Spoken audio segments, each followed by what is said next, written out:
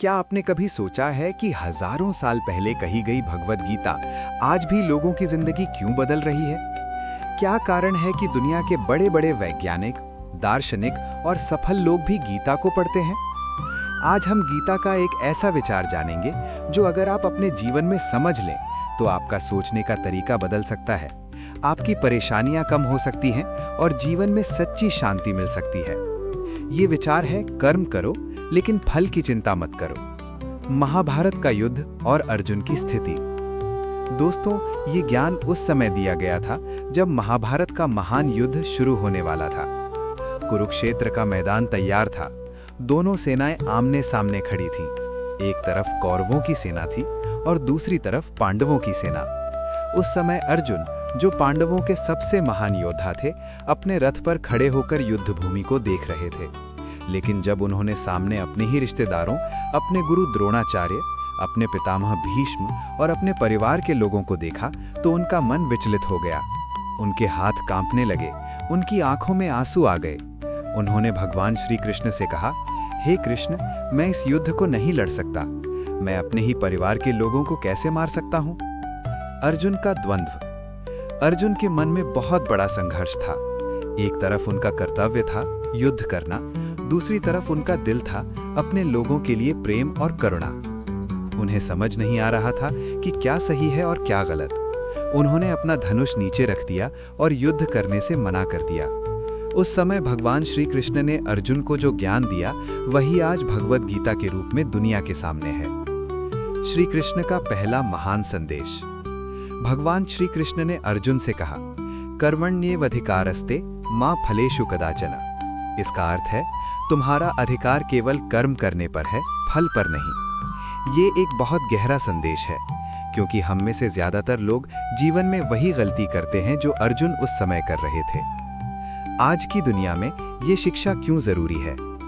आज के समय में हर व्यक्ति परिणाम के बारे में सोच कर काम करता है।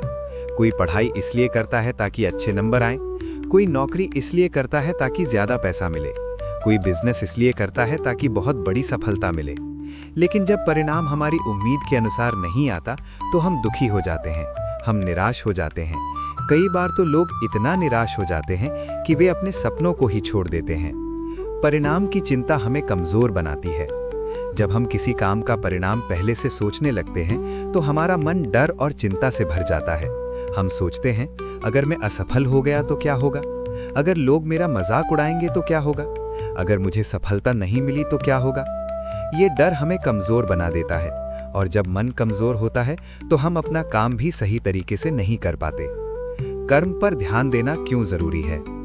भगवान श्री कृष्ण हमें सिखाते हैं कि अगर हम अपने कर्म पर ध्यान देंगे तो हमारा मन मजबूत रहेगा। जब हम पूरी ईमानदारी से काम करते हैं, जब हम अपना पूरा प्रयास करते हैं, तो परिणाम धीरे धीरे अपने आप हमारे पास आने लगता है। लेकिन अगर हम केवल परिणाम के बारे में सोचते रहेंगे तो हम काम ठीक से नहीं कर पाएंगे।